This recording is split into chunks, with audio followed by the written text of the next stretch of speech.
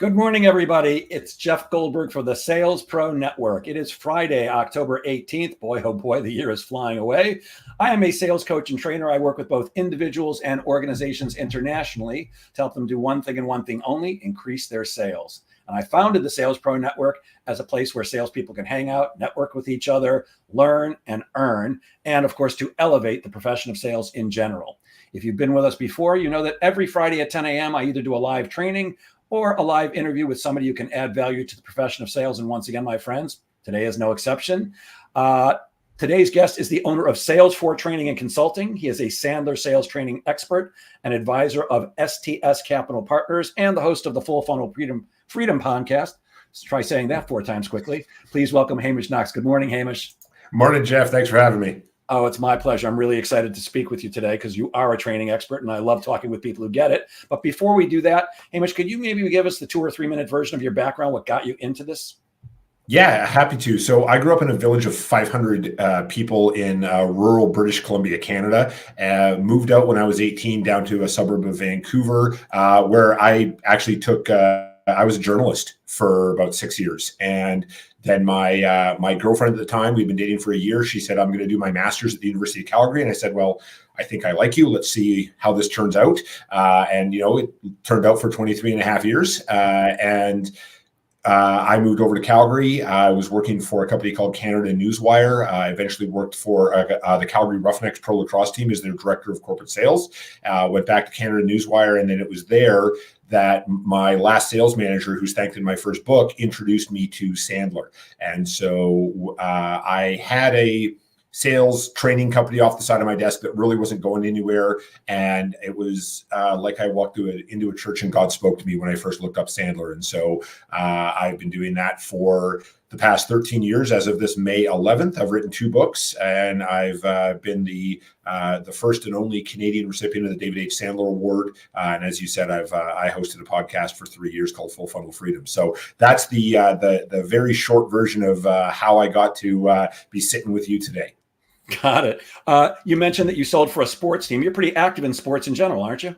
Yeah, I trained Muay Thai for 10 and a half years, Thai boxing. One of my former training partners fights in the UFC at 145 pounds. And in May, I joined the Space Dogs cross-country ski team. I know May timing for cross-country ski, but I have on my vision board, which is just to the left of my monitor, I have completing the World Loppet, which is an association of 19 cross-country ski marathons around the world, each 55 kilometers or longer. So yes, very active. And both of my daughters are very active as well. So it pays to keep up with them. I do like skiing, but cross-country seems like it's work rather than just gliding down a hill. So I'm going to let you stick with that. Fair enough. Well, I consider downhill skiing to be controlled falling, and there's a lot of me to fall. So I choose to stay with cross-country because there's a lot shorter fall if I happen to go down. Yes, and I'm a much better faller than I am skier. And falling, I jumped out of an airplane about 2 weeks ago. So I love falling.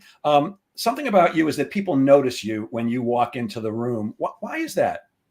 Well, and I have to credit my longtime client and friend, Lindsay Harl-Kadatz, for that line because she wrote that. I am 6'7". You can't tell from this, but I'm 6'7", and I have actually extra long arms for my body size, and so I have a presence when I walk into the room. I'm usually the tallest person in most rooms that I go into, so that's why people notice me. Got it. Well, I like this venue because I'm only 5'8", and we look like we're the same height. So this makes me feel good. My pediatrician, when I was very young, I have 2 cousins. One is 6'6" and one is 6'4", and we all had the same pediatrician when I was very young. He said, "Oh, you're going to be tall just like your cousins." All right, I am's what I am's. I'm often told that I have the ego and the presence of somebody your height, so I'll take that. I love it. Something you said, what does it mean when you say that professional sellers get paid on the information they gather, not the information they give? I'm pretty sure I know, but please explain. Happy to. So I've been in sales since I was 19. I was always trained to, find someone who would listen to me, go in, make the presentation, talk about how awesome my company was and how awesome our products were, and then of course, ask for the order, right? And then follow up. Well, when I joined Sandler, that was it. One of the things that Sandler taught me was to invert that and gather more information than I give, because ultimately, as humans, we all care about solving our own problems. We don't necessarily care that the person who's going to solve them has been in business for 25 years or won all these awards, or they've got this feature and their competitor doesn't. We just want our problems solved. And if we go focus on gathering information versus giving, we're much more likely to create successful long-term relationships with our buyers. Yeah, it's the number one key to being successful in sales, as far as I'm concerned. I believe all great salespeople have three characteristics, and one of them is being the best question askers.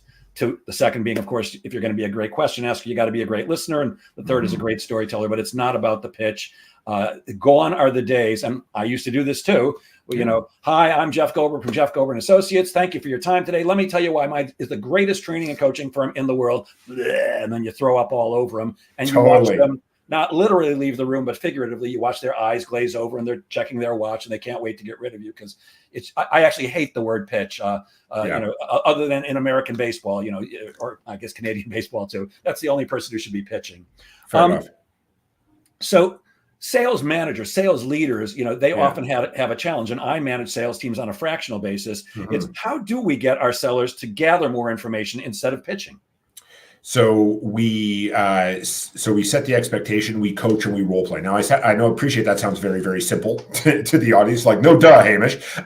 So ultimately, I did a talk at the Sandler Summit back in March of 2024 on how to intentionally design a sales culture, and I'll share with the audience the simple version.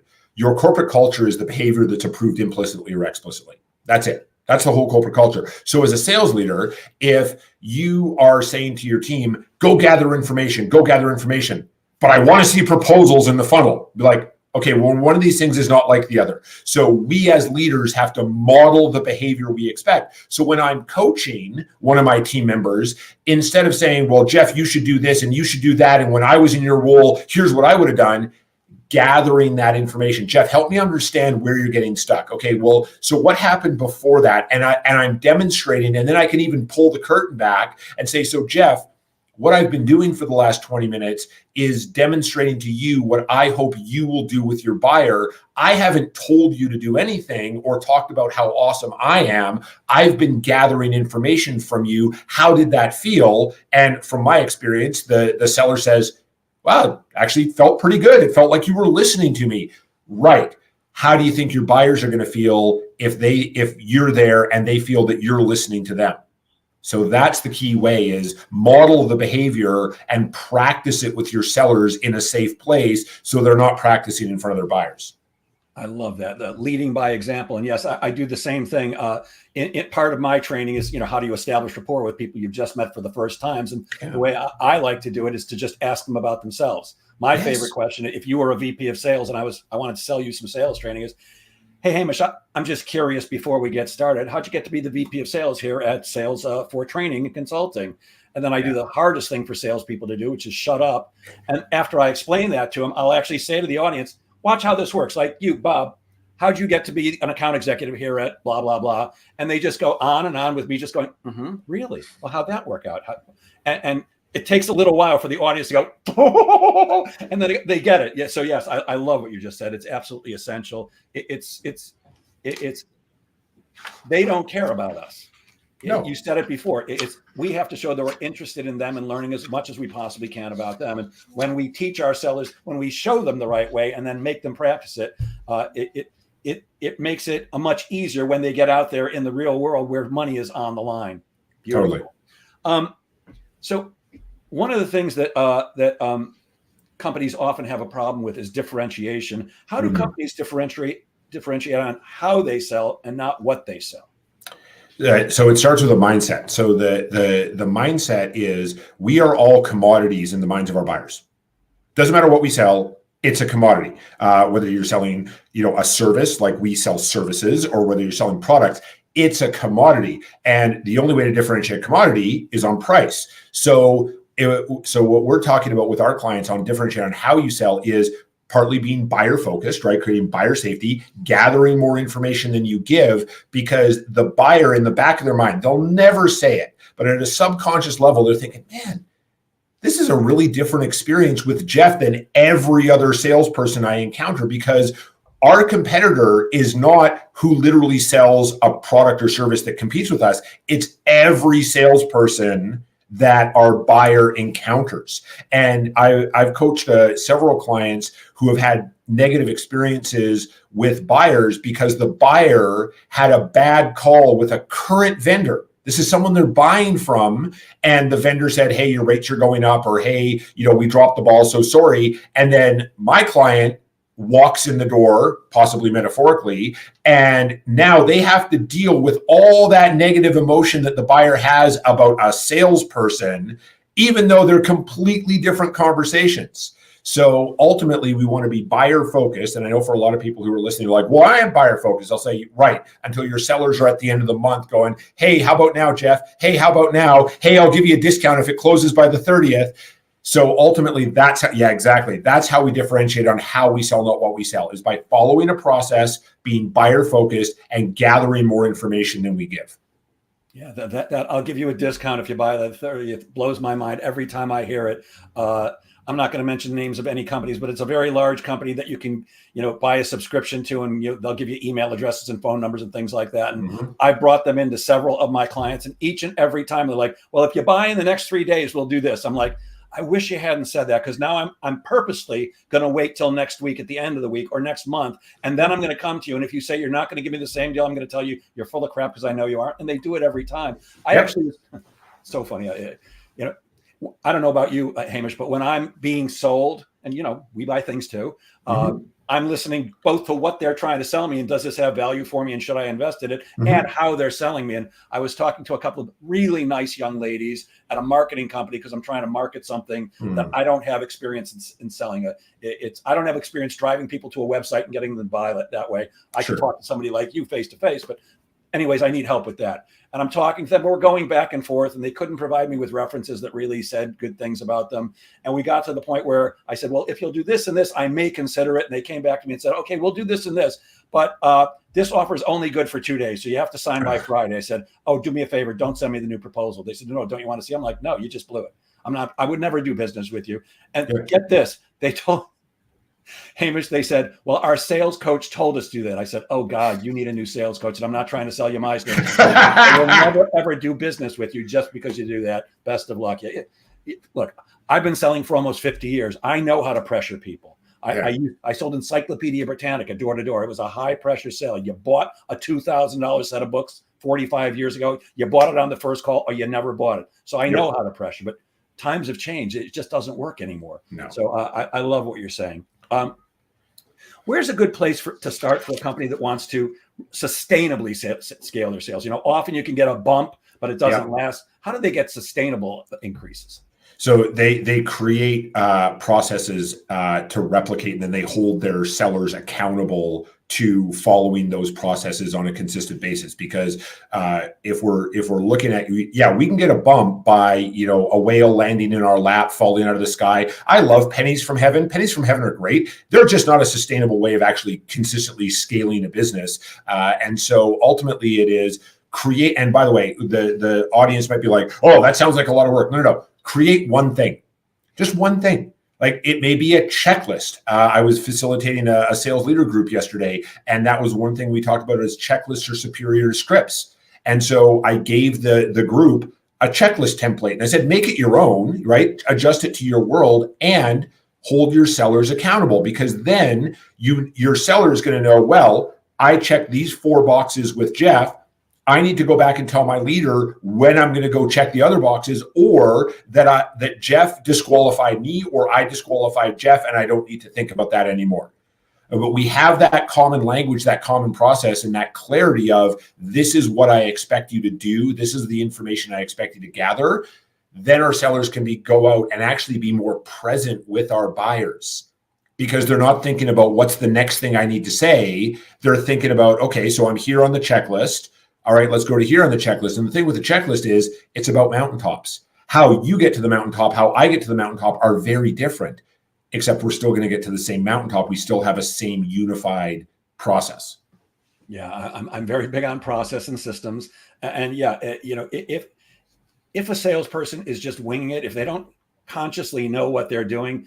Look, sometimes that works, but we're talking about sustainable scales. And if you don't have a process that's consistent, first of all, it's hard to follow. You can't follow it if it's not. And it's very difficult to manage. So I'm with you 1,000,000%. I want to ask you about something else. I mentioned before that you were the host of a very successful podcast called the Full Funnel Freedom Podcast, but I believe you just ended it after 3 years. If I'm right, what was the podcast about and why'd you end it? So podcast had two purposes, and they relate to two of my four foundational values. So first purpose was to celebrate sales leaders and the success they've created through others, because sales leaders do not get a lot of places to be celebrated. And as one guest said, even if they are celebrated, the next thing is, now beat that number. And so I wanted to give them a forum to celebrate, and then also support the audience of sales leaders in keeping their funnels consistently reliably full. So consistently looking like a funnel instead of the accordion or the upside down or the pencil or whatever that might be. So that was the purpose of it. And then the reason I ended it is I've been doing a course on impossible goals with Dr. Ben Hardy, and one of the things that he talks about is raise your floor. And what I realized was, to get to my North Star, the podcast actually didn't hit my floor anymore. And as much as I had fun doing it, I needed to kill my darling, as the title of the last podcast was, and let that podcast go, because it was preventing me from actually getting to the ultimate mountaintop that I'm seeking to get to. It was taking too much of your time and effort? Too much of my time and effort, and also for no return. And I appreciate that podcasts and content are, not an overnight thing. And also it's preventing me from getting to where I want to go. So I'm going to raise my floor. I'm going to say no, and I'm going to focus on things that are actually going to move me forward. Love that. Yeah. Joe Rogan seems to have made a success of podcast, but I'm certainly not making $1 million from this one. At least not yet. Not yet. Yeah. So sometimes those of us who have been around a long time, like you and me, we think we know what something means, but we often have different definitions. And those who are maybe a little less skilled or experienced in sales may have different definitions too. Mm-hmm. How do you define the word funnel? Because people throw that word around a lot. And why is, I'm asking you what I call a duh question, but why is a full funnel so important? Fair enough. So for me, a funnel is synonymous with sales pipeline. It's essentially a representation of what are the opportunities that you and your team are working on, from very early stages. You've barely said hello, all the way down to what is into account management. Because actually, I feel a funnel is more like an hourglass. So at the top, we have the opportunities where we've barely said hello, right? And Hamish's razor for does an opportunity go in my funnel is twofold. Number one is, did I have a conversation with a buyer? Not an email exchange, a conversation. And number two is, did I identify a viable commercial opportunity? Not an opportunity to do an RFP response. That might happen later, but it's not, you're on our bid list. That's not an opportunity, because there's no necessarily a viable commercial opportunity. Then when we get down to the bottom, now we're into land and expand. That's why I say it almost looks like an hourglass, although really we just take those land and expand opportunities and we put them back at the top of the funnel. So that's what I mean by funnel. It's a representation of all the opportunities that we're working on, from not a current client to expansion. The reason why a full funnel is important, and that's why my podcast was Full Funnel Freedom, is when our funnel actually looks like a funnel, we feel a lot of freedom. And you and I have been through this in our careers, and I'm sure all of the audience listening has been through it. When our funnel starts to look maybe a little bit skinny, we start to say and do things that are not in our best interest, and we start to come off as desperate. And in that case, if our buyer senses that we need that business, they are going to pull us into the deepest water possible and take us for everything that they can.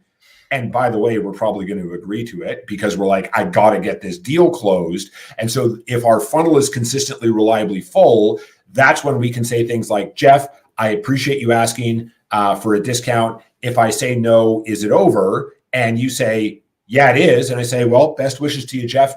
If you ever feel like revisiting this conversation, I got no hard feelings. I hope it works out for you. I can't tell you how many times I've said the same thing. I don't negotiate. I teach people to negotiate, but I don't discount ever. When I give somebody here's what the investment is, that's it. If they want to pay me a little less, I'd like to introduce you to some of my competitors right here on Long Island. I mean, you and I have a million competitors, gazillions of competitors all around the world, but I've got two main ones who, by the way, they're both friends of mine. I respect both of them. I've passed them both leads, and they passed me leads when we're not right. But I'm not. My price is my price. That's it. I'm not playing that price game. That's for sure. And yes, the challenge is if you do not have a full pipeline or a full funnel, then that's when you get nervous and you have commission breath. Prospects can smell that easily. Totally. I want to come back to something you said a minute ago because it's so important. Not emails, conversations. Mm-hmm. I understand why, but I can't tell you how many times I have to have the conversation. Pick up the phone. Pick up the phone and call somebody. Talk to them. Look, I love email and I love texting and I love WhatsApp. Sure. I love all that. And it's very useful in particular in certain situations, but there's nothing that replaces a human conversation. Video conferencing, meeting. I mean, look, COVID changed everything. There's no doubt about it. I mean, go on to the days where every sales call is in person. Yeah. I rarely go on in-person sales calls anymore. And there's certainly a part of me that doesn't like to leave the house. It's very comfortable. I love where I live. I love hanging out with my dog, but pick up the phone. We're humans and, we're meant to be conversing. Yes. Mm-hmm. Yeah, 100%. I had a client years ago. They were a HVAC company, furnaces and boilers and all those kinds of things. And there's actually an article I wrote years ago called "Increase Your Communication Effectiveness 93%." And so, for those of the audience who know neuro-linguistic programming, 93% of our communication is tonality and body language, and it's split up a little bit after that. And so, this client of mine in a session, they're like, "Well, when I get an email to info@company name that says how much to replace my boiler, and I hit reply and I tell them how much, and they never call me back. What's happening?" I'm like, so pick up the phone and ask them first of all, why did you email us? Of all the HVAC companies you could have emailed in the city, why us? And they started doing that, and they came back the next week and they had sold 3 furnace replacements. Just by picking up the phone and saying, "Thanks for your email, kind of curious." And so ultimately, email, but God sent a messenger is not a great way to keep your funnel full or to move opportunities through the pipeline. It's great for sending information. Like I use an AI note taker, which has been awesome because at the end of the meeting, I just hit send to attendees and then all of us are on the same page. There's no room for interpretation because there's a video and a full transcript. And so if a buyer comes back to me and says, "Hey, you committed to doing this," and I can say, "I appreciate that. Help me understand where you're coming from." And they're like, "Well, in our meeting you said," and I can just go back and be like, "I appreciate that. Here's what I said and here's what I did. It sounds like I missed the mark though. How do we get back on the same page?" And so we still maintain that rapport, but I want to have a real human to human conversation because that's how we buy. Yes. People do business with people. Absolutely. Yeah. There's a Facebook group that I'm a member of. I think it's called Sales Persuasion. It's run by a guy named Jeremy Miner, who's done a brilliant job of building a huge community of people who love him. And I forgot what his sales system is. It's like NEPQ or something like that. And I don't know how it works, but apparently he's very good. He's got a huge following. And I often go in there and I look for the questions that people are asking. And sometimes I'll give advice. And just yesterday, somebody posted a picture of their DMs and they're saying, lots of people are DMing me and they're asking for prices and I'm giving them to them and they're disappearing and I don't know what to do. And my answer was pick up the phone and call them. Look, the fact that the internet did change everything, years ago, it's very easy to get competitive quotes and find information about competitors. And that's why you've got to be incredibly responsive when people are interested because I'll tell you this, if I'm looking for sales training, if I wasn't a sales trainer and I reach out to you and you don't respond quickly, Google other sales trainers in Calgary or wherever up in Canada. It's too easy. So it's crazy. So we were talking about filling the funnel and the importance of that. And obviously prospecting is where it starts. What are some of the ways you're sharing with people today that are working well on how to fill that funnel? So the first thing is to have a multi-pronged approach. So I often use a stool analogy, like a stool you sit on analogy. And I am quite well known for making 5,000 cold calls in my first 6 months when I opened up my Sandler office in Calgary. And after 6 months, I reviewed and I went, "Oh, I'm a telemarketer." and I'm not a telemarketer. So one-legged stools are not very stable. So I still recommend prospecting calls. And by the way, there's no cold call anymore. Google, LinkedIn killed the cold call, but it's still a prospecting call. So prospecting calls, the one that we don't think about very much is asking for introductions on a consistent, regular basis. Like not just waiting for Jeff to call me up and go, Hamish, love working with you. I got a buddy who you need to talk to, like actually proactive. So everything that I talk to my clients about is proactive. If it's not proactive, it doesn't count. Again, love pennies from heaven. They're not sustainable. So prospecting calls, asking for introductions, LinkedIn is really powerful, and I'm talking B2B here. So LinkedIn and LinkedIn as well as direct emails and direct mail. Direct mail can be a phenomenal way of actually filling the funnel because nobody actually gets mail. And so it's the same thing with the phone where everybody's used to getting emails. Well, now all of a sudden someone, you get a phone call and someone's like, oh yeah, I'll take a phone call. So I love direct email and direct mail. Now I'm sort of contradicting myself because you're like, well, wait a second, Hamish, you said email doesn't count. Here's where it changes to a proactive activity. Either in the email or the direct mail, it says, Jeff, I will call you on date at time to confirm receipt. One of my favorite ways of introducing after a direct mail is to call up and say, hey, Jeff, Hamish with Sandler here in Calgary. I'm calling to find out if Canada Post is doing their job. And then everyone laughs and they're like, well, what do you mean? I say, well, I sent you a book or a thing. And I said I was going to call you right now. And that's why I'm reaching out to you. I still believe networking, strategic focus networking is very, very powerful.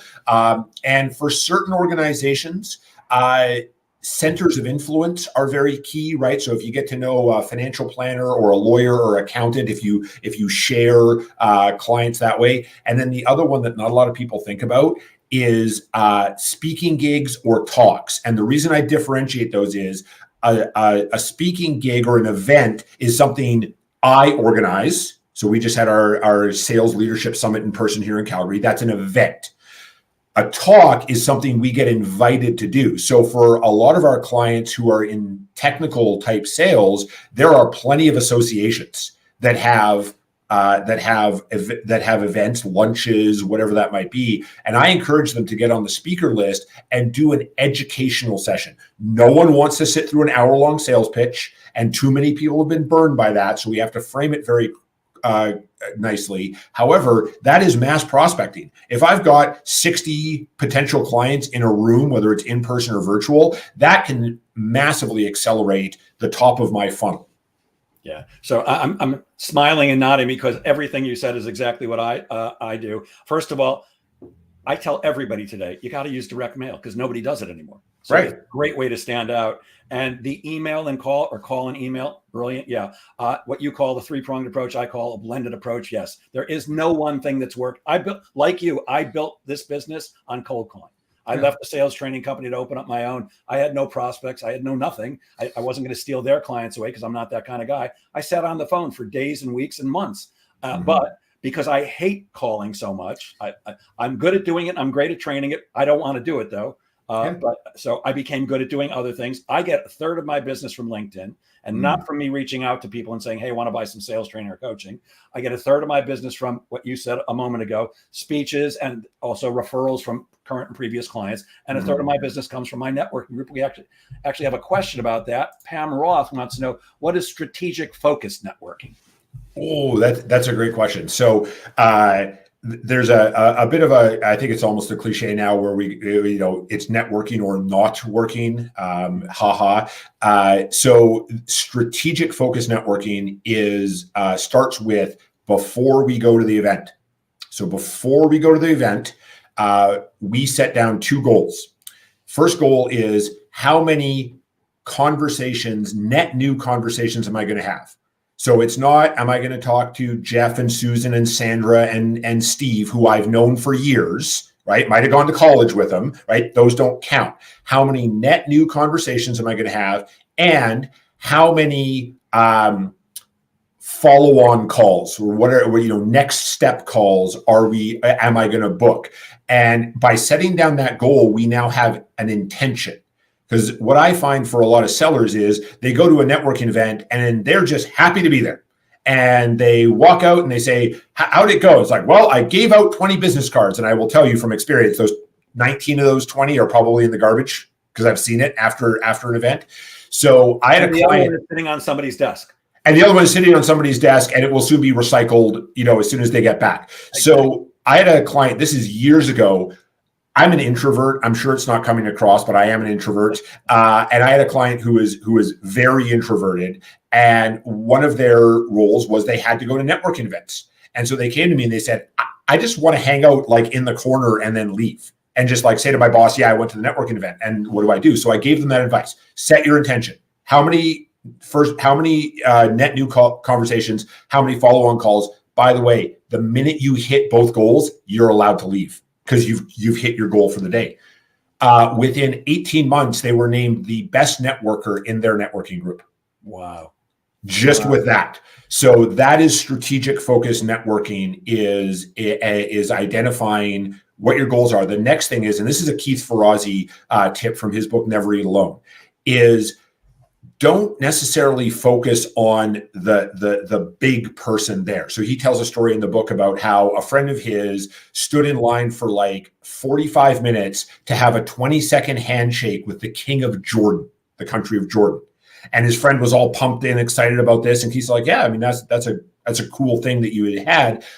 By the way, I bet you spent 45 minutes walking by his ministers and all of the people who are actually going to be the ones that you engage with, and you missed an opportunity to build rapport with those individuals. Mm-hmm. So there was a time, this is years ago, I was looking to connect with the head of a startup incubator here in Calgary. And I didn't know how to connect with them. However, I was at this networking event and I met his assistant.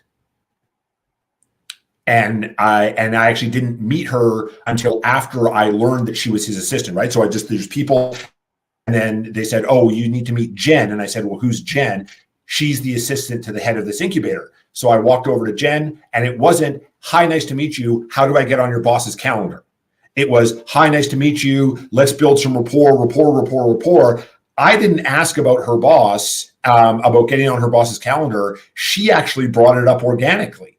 She's like, yeah, this sounds great. I think you need to talk to my boss. Oh, that's a great idea. And I didn't say that's a great idea because that would be very condescending. But in my mind, I was like, yeah, I've built rapport with the person who actually matters in this conversation and who can either close or open all of the doors that I want to go through. Got it. And Pamela wants to know, by the way, she's a very talented comedian, lawyer. She does 8 million things. Can you please mention the name of the book and author again?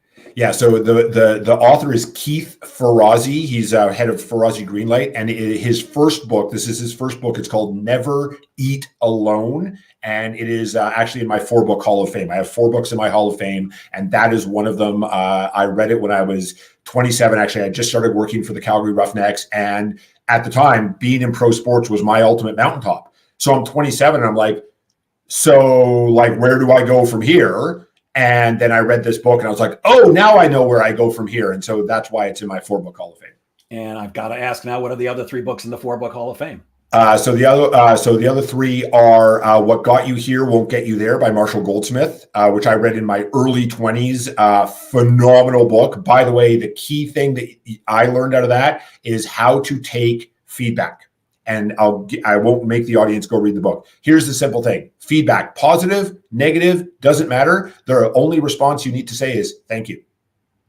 That's it. Thank you is a complete sentence when it comes to feedback, because it's an acknowledgement of the feedback. It's not necessarily acceptance of the feedback, because in some cases the feedback is completely offside. Like it actually is not benefiting at all. Someone just wants to add in their 2 cents or get their needs met or whatever. So thank you, and then move on. The other one is Mindset by Carol Dweck, which I actually gave to my sales leadership group probably 10 years ago, and they still talk about it to this day. And the last one is Your Brain at Work by David Rock. So I'm a neuroscience nerd. I actually have a model of a human brain in my office because ultimately that's really what the business I'm in is, human behavior and human interactions.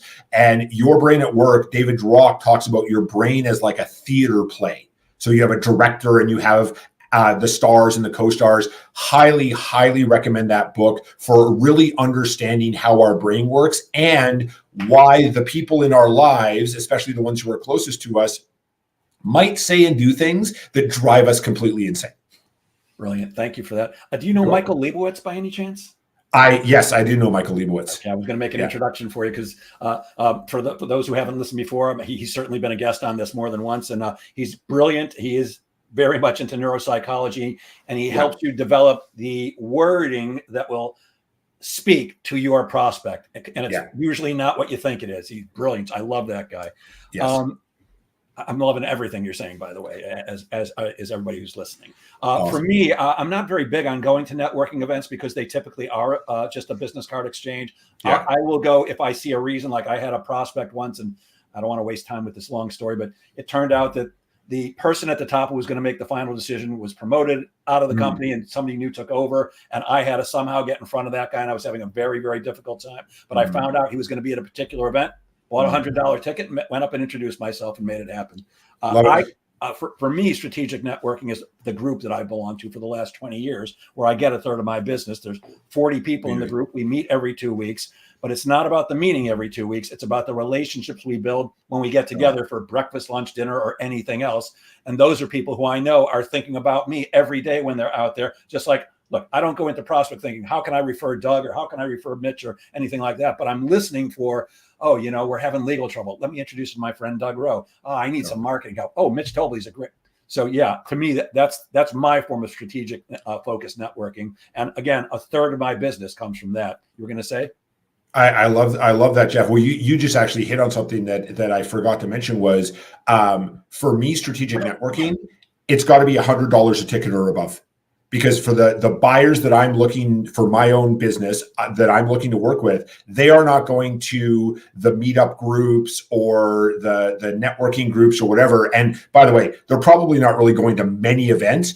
You know what they are going to is the charity fundraisers that are $250 a ticket. If I've got to put on like a black tie or I've got to be spending, $250 a ticket, I will do that because that's where those people go. And that's where I can at least start the conversation. As you said, it's not about going out and being like, who can I get in my calendar?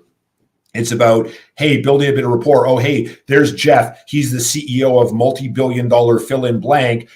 You know what? He's not going to make the ultimate decision. He's going to refer me to his CRO. So if Jeff knows my name and I can build enough credibility, it's possible that he may even say, hey, this sounds good. How about you talk to my CRO? That's a great idea, Jeff. How do I get connected to him? Yes. And the situation I gave you was exactly that. It was a charity event. It was it's called the Long Island Fight for Charity.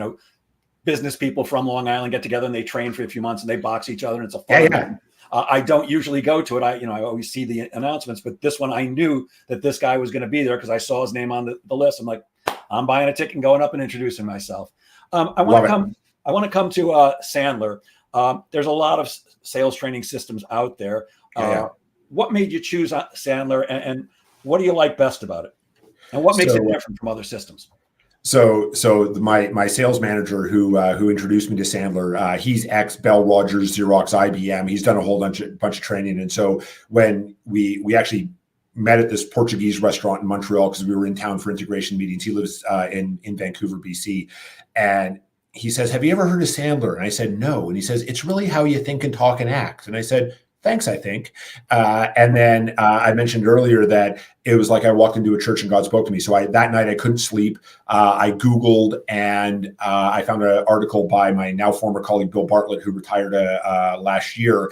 And it was like I walked into a church and God spoke to me because it was about clarity. It was about stripping away all the nonsense that usually exists in human-to-human interaction. Now, of course, most people know Sandler for sales because they were the Sandler Sales Institute for the longest time. Most of my work is at the executive and the sales leader level, and then, of course, all the way down to anyone who's touching a client.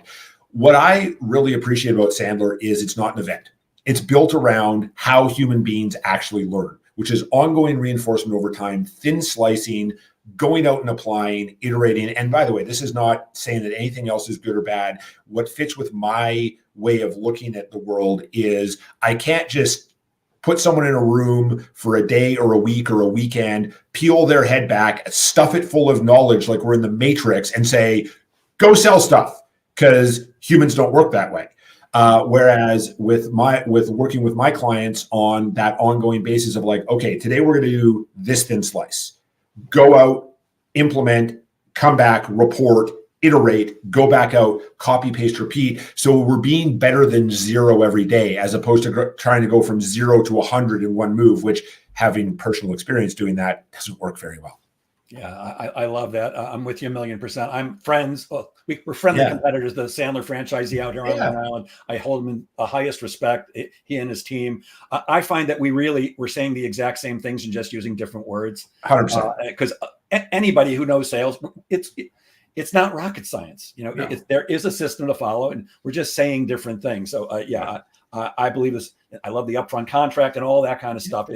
And I'm so with you when it comes to training as an event, which is what we in the business folks call, going in and doing a day of training. I often get called in by company, come train my people how to sell, or come train my people how to prospect. And inevitably I'm like, I'll do that. But here's what you really need. You need training and ongoing reinforcement, because if you bring me in, the investment's going to be this. And what you're looking for is a increase in sales, but all you're going to get is a blip at best, because I'm going to give them a lot of information in one day.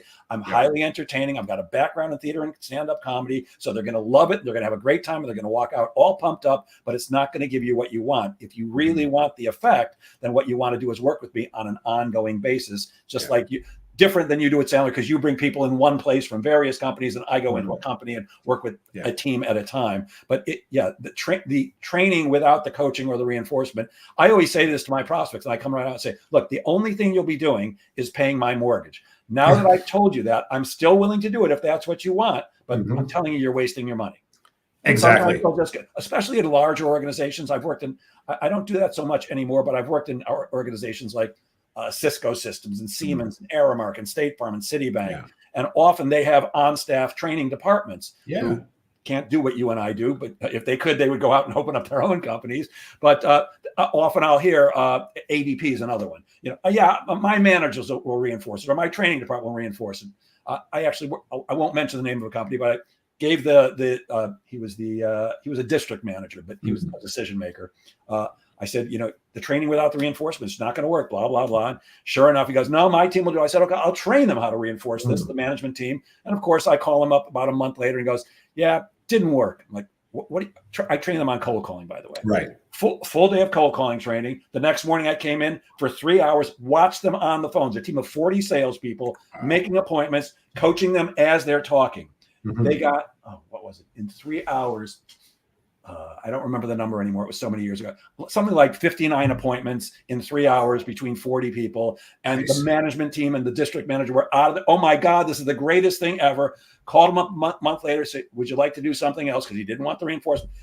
Jeff, it didn't work. I'm like, what do you mean it didn't work? Because they're not making appointments. I said, well, what about the day after? You remember that? He goes, yeah, but it's not sticking. I said, yeah, remember when I told you the reinforcement? It's like, it's like so often guys like you and me walk in and we walk out and go, all right, I don't get it. I told you what you need at any rate. 100%. And that's where we just shifted our go-to-market, and I've been sharing it with some people in my network, and they've said, so that you're looking at big corporate. I'm like, no, because big corporate wants to check a box. We trained our people. Okay, well, what changed? Well, but we trained them. I understand that you had an event and you checked the we trained our people box. What changed? That's the business you and I are in, is changing human behavior for the long term. That is the single hardest thing we can do, because our brain is wired to keep us safe, which usually means stuck. And so we have to have that reinforcement. Otherwise, we're just going to snap right back into our comfort zone. Yeah, 100%. And here's something else that I believe we're equally passionate about. Why is it that so many salespeople's default mode is to automatically discount when they get an objection? Obviously, that's not what they should be doing. What should they be doing instead of dropping price? So they should be gathering more information than they give, because if they're getting asked for a discount for like really no reason, like the buyer's like, hey, that's great, give me 10% or whatever it might be, is they haven't differentiated. They're a commodity. So gathering that more information than they give, and anytime a buyer makes a request, it's not necessarily the real request. We can take this out of the business realm, because I believe sales is communication and communication is sales, right? Like, even if that conversation is, you want to convince me to go to the Thai restaurant that you want to go to, and I want to go for pizza, right? That's a sales conversation. And so when someone says, hey, can I, give me a discount, or, sharpen your pencil, or can I have a discount? I always want to understand what's behind it, right? Hey, Jeff, thanks for asking. Out of curiosity, why are you asking for a discount, or why are you asking for 10%? Because it might not be 10%, right? Here's the other one that is more insidious, is the buyer says, hey, can I have a discount? And the seller's like, yeah, how about 10%? And then the buyer's thinking, well, I was hoping for 5, but I'm not giving you the extra 5 points back, right? I'm taking the 10. So I want to understand why. And then also, I want to assert my right to sell my stuff for my price. So I had an experience years ago with an IT company, and we were expanding from one person out of their Calgary office to 17 people across 3 offices nationally. This is pre-COVID. So this is really before we did any sort of interactive remote learning or anything like that. And so I'm working with the person who was the second in command to the CEO at the time. We're at the finish line. And all of a sudden they're like, hey, so I'm expanding from 1 to 17 people. Do I get a discount? And I took a breath, right? So I didn't respond right away, which is another mistake sellers make, right? So I took a breath and I said, I appreciate you asking that. If I say no, do we stop? And they said, no, I have to ask. I said, I appreciate that you have to ask. What do you want to do from here? And they said, I guess we're implementing.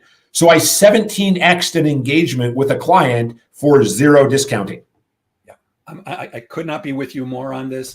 First of all, when somebody asks you for a discount or a better price, that doesn't mean that you have to give it. And true. And it's certainly worth asking. And it doesn't necessarily mean you're out of luck. I don't usually, the words I hear are not usually, can I get a discount? It's usually, can you do any better on the price? Right. And my answer is, I'd love to. I can't. If I could have, I would have lowered my price in the first place. Because here's the thing. I'm going to teach your people how to negotiate. Do you really want to negotiate against a person who's a professional negotiator? I give you my best price right from the start. That way you don't have to worry about negotiating with me. You don't have to worry about did company B get a better price than I did. I always give you my best price from the start. And I haven't lost a deal to that, not once. Love it. I think it's reasonable for a prospect to say, can you do better? I know I always do. If I'm going to buy a car, I'm certainly going to ask if they can do any better. But the thing for me, Hamish, and I don't know about you, if I ask somebody for a discount or a better price and they drop too much, I'm not buying from you. If you give me a little bit, I'll still be there. But again, a long story I'm going to make very short. Years ago, I went to buy a snowblower because I was tired of shoveling snow. And for some reason, kids don't come around anymore and say, we'll shovel your driveway for $10. But I went to my local store, a local hardware store where they sold snowblowers, because I'd rather to give them the money than the big box. And I said, I want this and this and this. I want the best. I want something that's going to throw snow into the next county. And the guy leads me to something with all the bells and whistles. And it's like $1,600 or something like, I don't remember the number. But I said, can you do any better? He goes, you know what? Take it today. I'll give it to you for $1,200. I walked out and I went to Sears because they don't haggle. If he could afford to discount by 25%, that means if I didn't ask for it, he was going to rip me off. But he wasn't losing money on the deal. I'm not playing that game. That's fair. I'm looking at the time. We're quickly running out of time, and I've got 85 more questions I want to ask you. How about this? You offer, like I do, both training and coaching. What's the difference between the two? So for me, my definition, training is imparting new knowledge, right? So, and by the way, someone might think they know how to handle a stall or objection or coach or whatever, coach a team member. It's upskilling, right? So to use a buzzword, right? So it's imparting the knowledge, right? Here's the process for effectively making a prospecting caller. Here's the 6 steps to follow to have an effective coaching call. Coaching is improving current skills that are vital to someone's current role. So mentoring, so to tie this in, mentoring is getting someone ready for a future role. Coaching is about helping them be successful in their current role. So if you're coming to me saying, hey, Hamish, I need some coaching, and you're a seller on my team, and I say, well, what are you looking for coaching on? Oh, I need support on prospecting calls because we had that person come in, we did the training, and we had that one day, et cetera, et cetera. I'm looking for some coaching on that. Okay, great. So that is accelerating a skill, enhancing a skill that is vital to your current role. That is coaching. And coaching, by the way, also counts as role play. I am a massive believer in role play. The hardest 4 inches to move in our life is brain to mouth.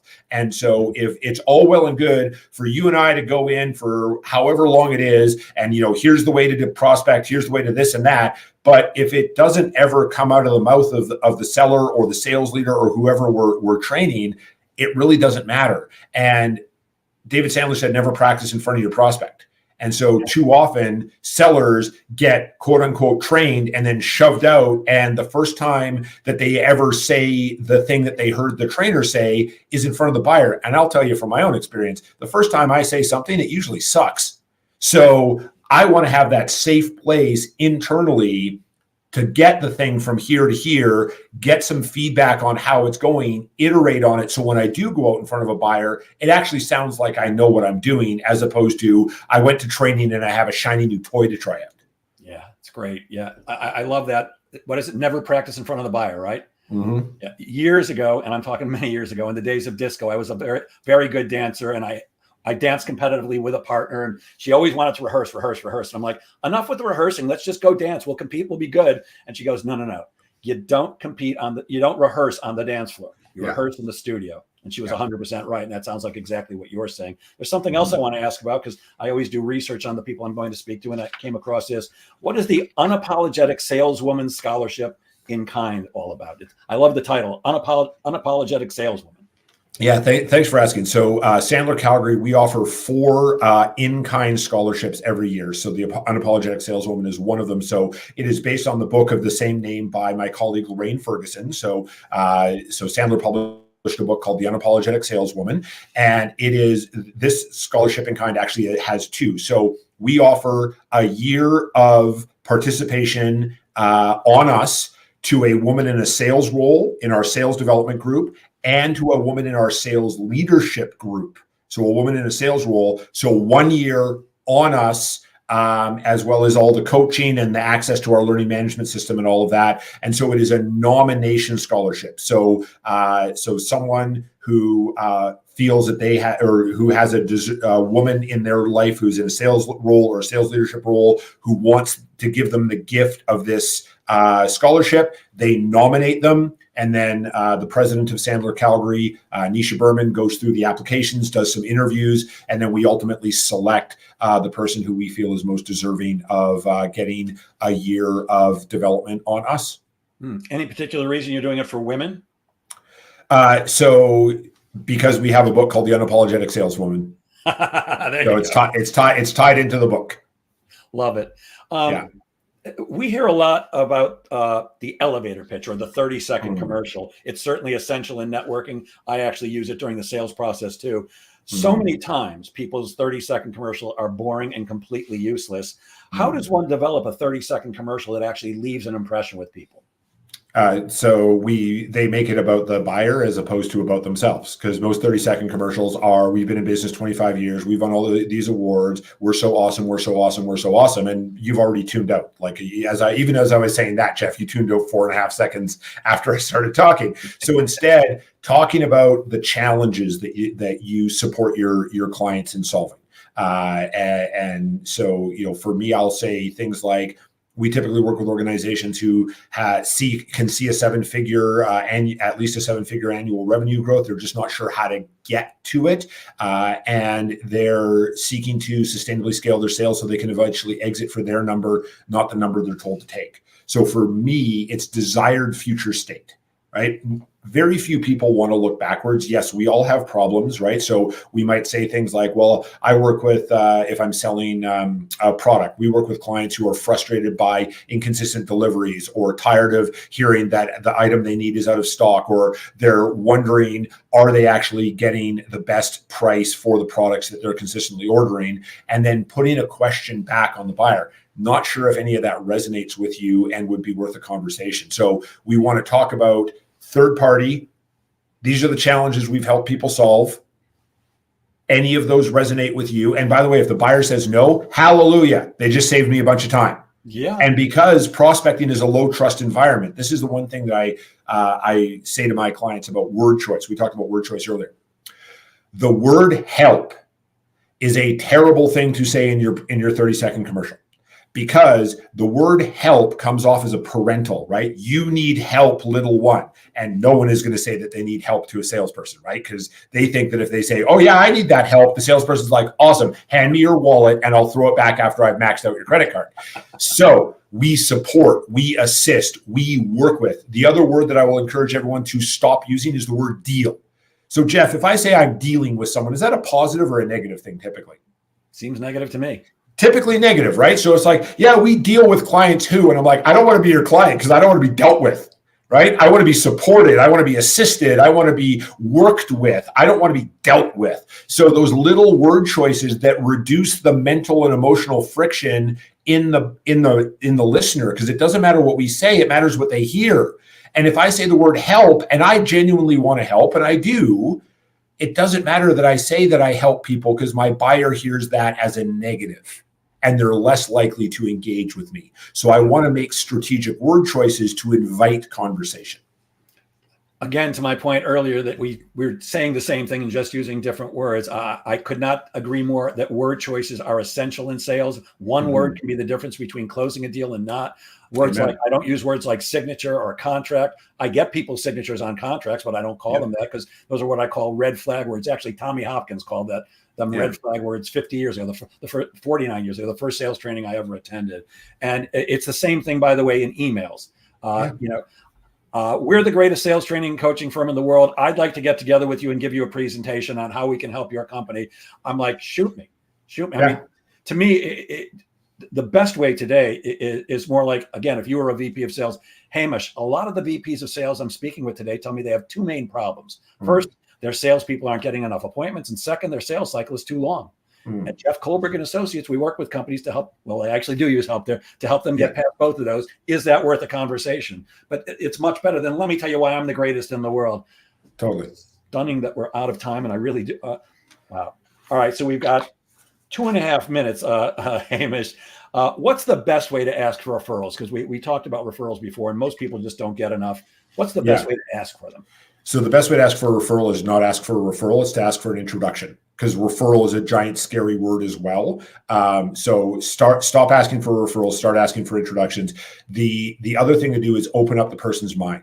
So too often, and I'm sure you've had this experience as a vendor, right? As someone who buys stuff, Jeff, is you're meeting with somebody and you're like wrapping up the conversation. It was a great conversation. And they're like, hey, Jeff, out of curiosity, who are 3 people in your network who you'd refer me to? And all of a sudden you're like, whoa, back off, dude. So I want to open up their mind. I want to ask for an introduction, and I want to get very laser specific. So the other way that people suck at asking for referrals or introductions is they're way too broad. And I get this when I'm in session, like, well, who do you want to talk to? Anyone. I don't know anyone's. Yeah. I know directors of operations. I know VPs of sales. I know accountants who specialize in cross-border tax law. I don't know anyone. So really narrow the focus. The other thing for asking for an introduction is give before you get. So trusted advisors give their clients referrals or introductions. So I want to seek to give. And by the way, I want to seek to give introductions that do not put money in my pocket and are possibly not a referral to a prospect for my client. It might be for a service that they're looking for, right? Maybe they need a CRM and I can make a referral. So when I ask for it, I will, what I will do is to open your mind is I'll say, hey, Jeff, when we get together next week, would you be open to a conversation about making some introductions back and forth? Like I'll look to make introductions for you and I'll ask you to make some introductions for me. Would you be open to that conversation? Now, notice I did not say, will you make me introductions? I will say, are you open to the conversation? Because humans are great with the past, where everything was better, right? Everything was better in the past. We're okay with the present. We suck at the future. So when I frame it that way, present Jeff looks at future Jeff and goes, that's his problem. So now fast forward, we're a week in and I say, hey, Jeff, great to see you. You know, one of the things we said that when we set up this call is we talked about making introductions back and forth. Are you still comfortable with that conversation? Because by the way, something might have changed. And now present Jeff looks back at past Jeff and goes, oh yeah, I did say that. I'm going to have to do the thing that I said. So that's how I ask for the introductions. And then I always ask for 3 because I typically get 1. And then whatever name the person comes up with, I always say, what brought them to mind? You know, what brought Pamela to mind right now? Oh, because of this, this, and this. Okay, well, what brought Jeff to mind? Oh, because of this and this and this.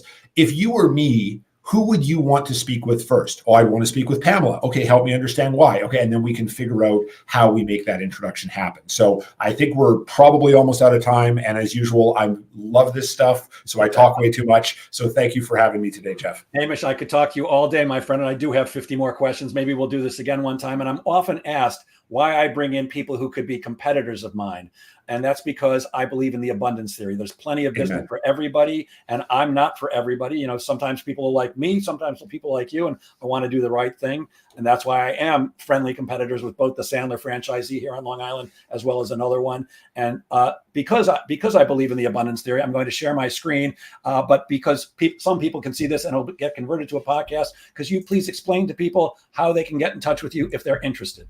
Yeah, thanks for asking that. So there are not many Hamish Knoxes in North America. So if you Google Hamish Sandler or Hamish Calgary, probably going to be the first organic result that comes up. My website is go.sandler.com/Hamish, which is Hamish, or I'm very, very easy to find on LinkedIn as well. So those are the best ways. If you do reach out to me on LinkedIn, I always ask, let me know how you heard about me. So just say, hey, I heard you on Jeff's live stream or Jeff's podcast, because then I do get a lot of introduction or connection requests, and I don't accept all of them for very obvious reasons. And if someone just sends me the, can I be part of your network? I often ignore it. If they say, I'd like to be part of your network because I heard you on Jeff's podcast, I'm likely to accept that. And would you like to give out a phone number? Sure. My direct line is 587-747-0751. Hamish Knox from Sandler in Calgary. Thank you so much for sharing your brilliance so generously. And I will end as I always do. Gang, sales is a game of making things happen. So get out there and make sales happen. Have a great weekend, everybody. Have a great weekend, Hamish. Thanks so much.